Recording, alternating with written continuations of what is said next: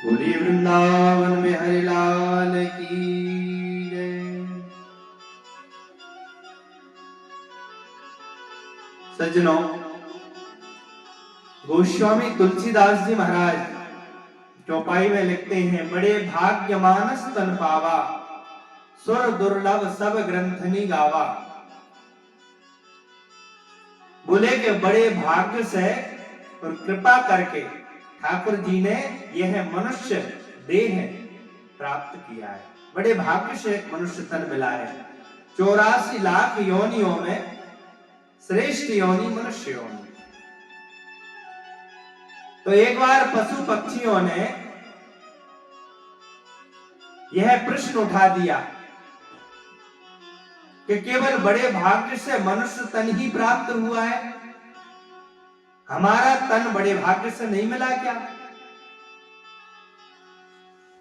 तो ब्रह्मा जी ने सभी पशु पक्षियों को भी बुलाया, एकत्रित किया और मनुष्य को भी बुलाया।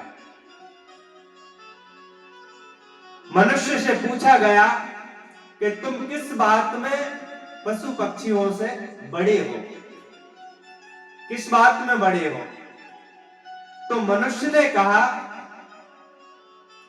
कि मनुष्य जो है दिखने में बहुत बढ़िया लगता है, सुंदर होता है, दिखने में बहुत बढ़िया लगता है, इसलिए गोस्वामी तुलसीदास महाराज ने बड़े भाग्य मानुष तन पावा। तो तोता निकल के सामने आ गया, महाराज ऐसा नहीं है। क्यों?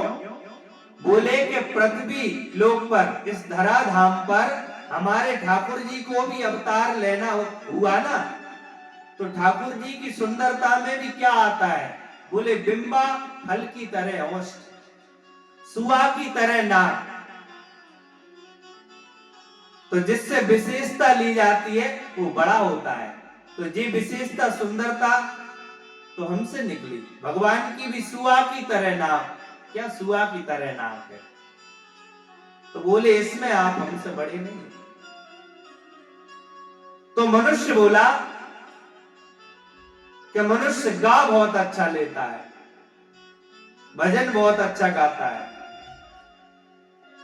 तो कोयल सामने निकल के आ गई, महाराज कोई कितना भी अच्छा गाए, कोई कितना भी अच्छा गाए, लेकिन यही कहा जाता है कि क्या कोयल की तरह गाया, क्या कोयल की तरह गला है।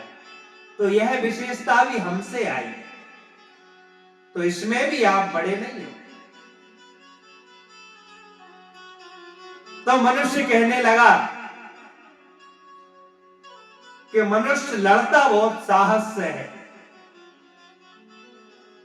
लड़ता बहुत साहस से है। तो सामने शेर निकल के आ गया।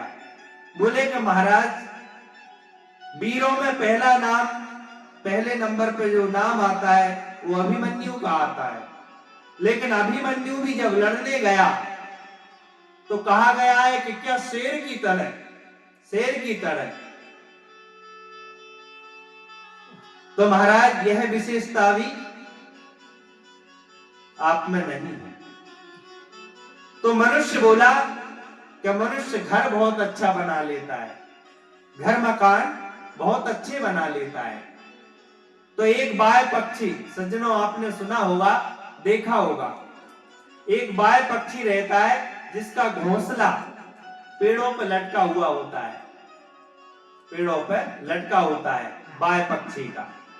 तो बोले कि महाराज तुम्हारे घर में तो ठंडी भी व्याप्ति है, गर्मी भी व्याप्ति है और बरसात भी व्याप्ति है, लेकिन हमारे घर में न ठंडी व्याप्ति है, न गर्मी व्याप्ति है, न बरसात व्याप्ति है।